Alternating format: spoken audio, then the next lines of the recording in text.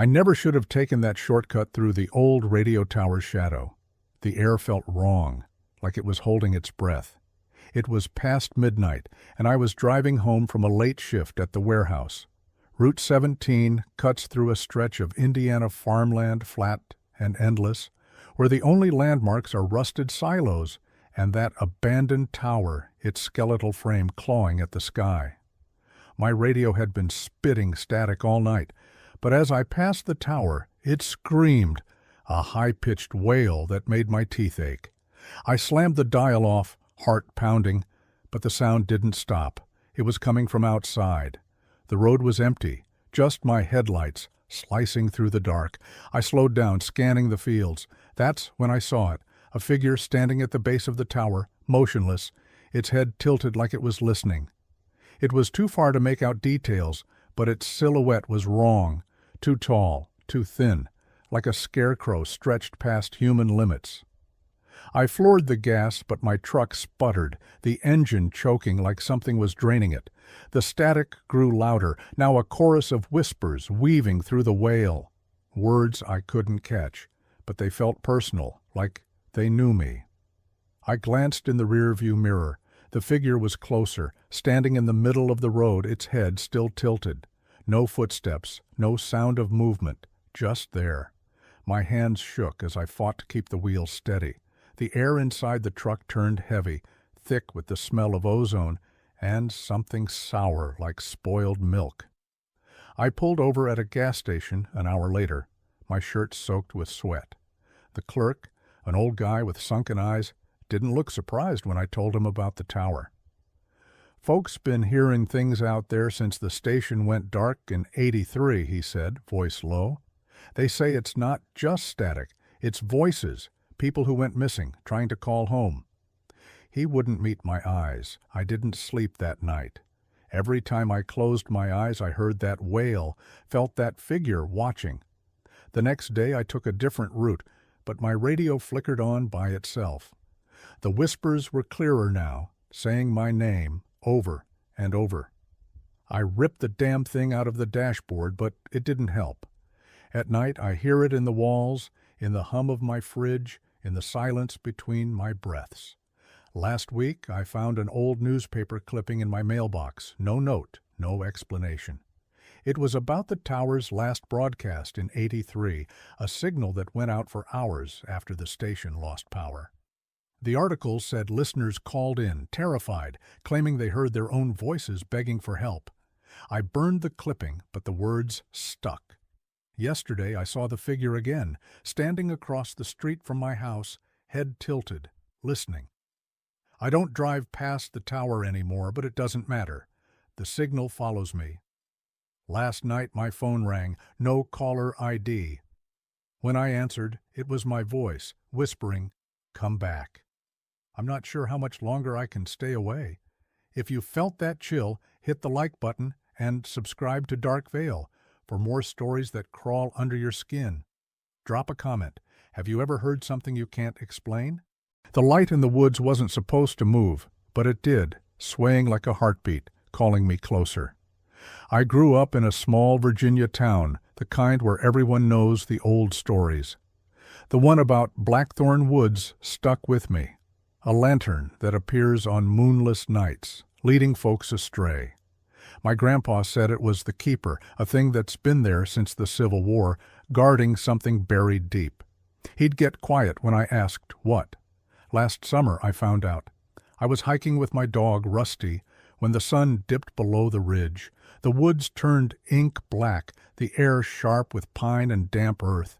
Rusty froze, hackles up, staring at a pinpoint of light bobbing between the trees.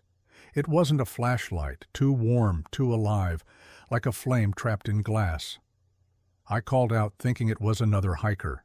No answer, just the crunch of leaves under my boots and Rusty's low growl. The light moved deeper into the woods, and against every instinct, I followed. The air grew colder, the ground slick with moss. My flashlight flickered, then died, leaving just the lantern's glow. Rusty whined, pulling back, but I couldn't stop. The light felt like it was pulling me, like a hook in my chest. The woods were silent now, no owls, no wind, just my breathing and the faint clink of glass. I don't know how long I walked, hours maybe. The lantern stopped in a clearing, hovering over a sunken patch of earth. The soil was loose like it had been dug up recently, and the air stank of rot. I heard a whisper, soft and urgent, saying, "Look." My hands moved before I could think, digging into the dirt. It was cold, wet, clinging to my skin like it was alive. Rusty barked, sharp and desperate, but I kept going until my fingers hit something hard, a wooden box carved with symbols I didn't recognize. The lantern flared, blinding me. When my vision cleared, I wasn't alone. A figure stood at the clearing's edge, cloaked in shadow, its face hidden. The lantern hung from its hand, swaying.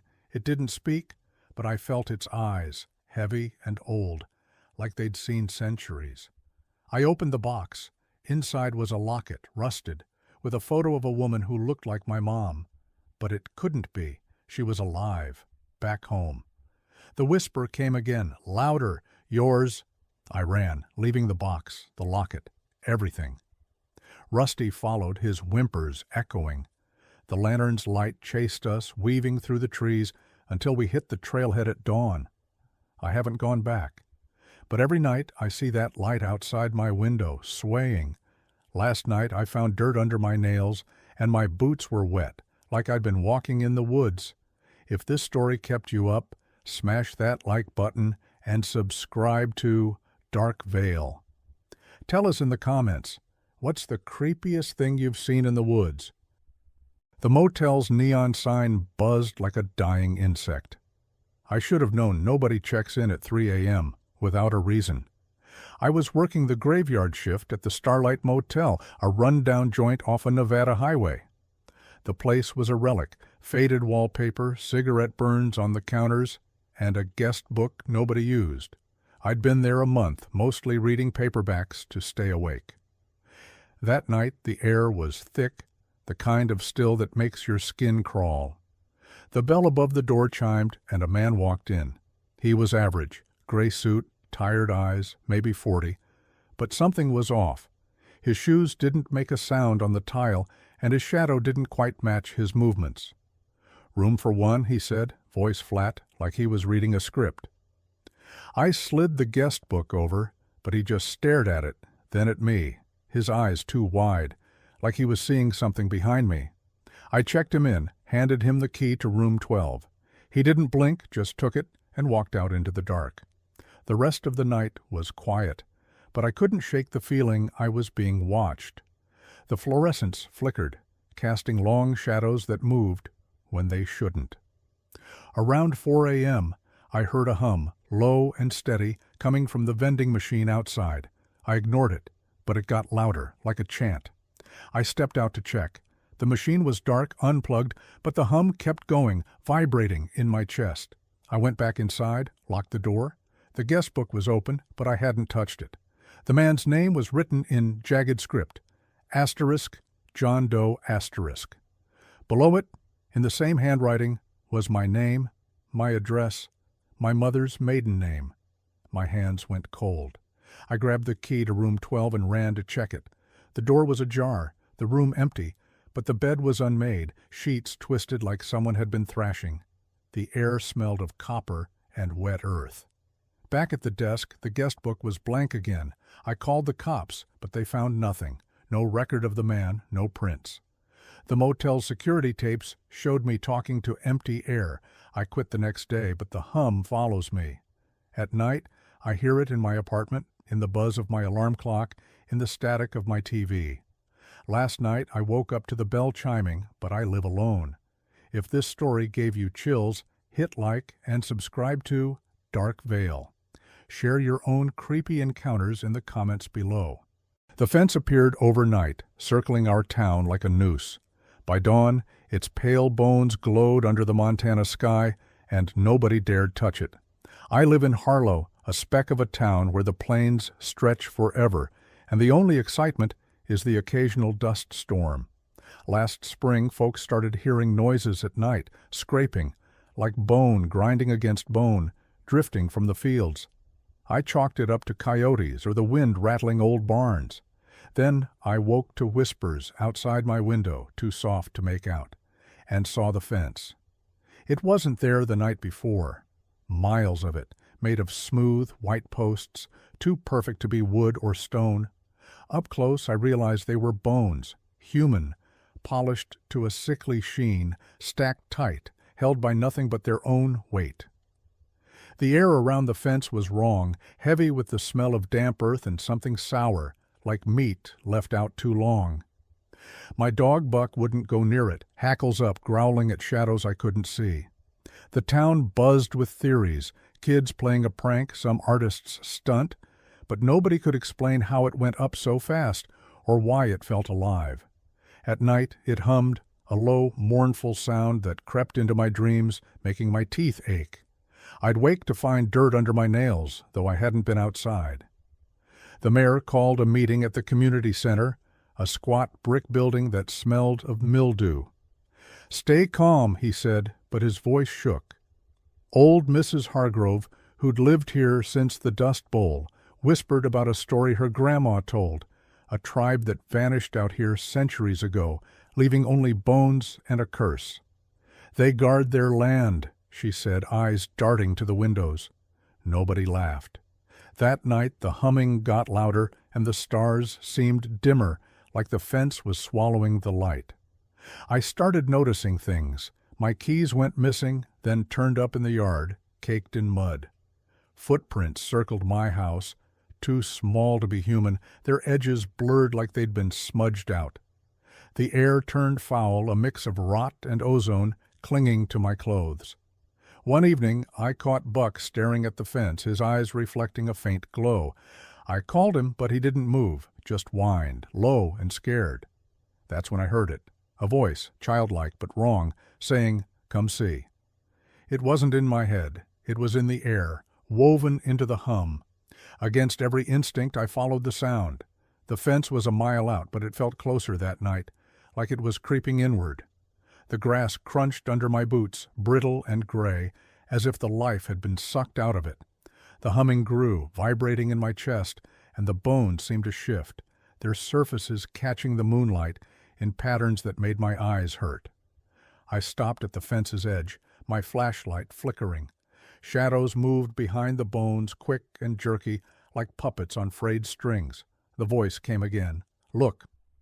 My hands moved before I could think, reaching for a bone. It was cold, slick, and pulsed faintly like a heartbeat. The ground beneath me softened, sinking under my weight, and the smell of rot hit me so hard I gagged. I stumbled back, heart pounding, and saw it. A figure, crouched just beyond the fence, its limbs bent at angles that made my stomach turn. It was stitching a new bone into the structure, its hands moving with insect-like precision. It turned, and I froze. Its face was blank, just smooth skin where eyes and mouth should have been, but I felt it see me.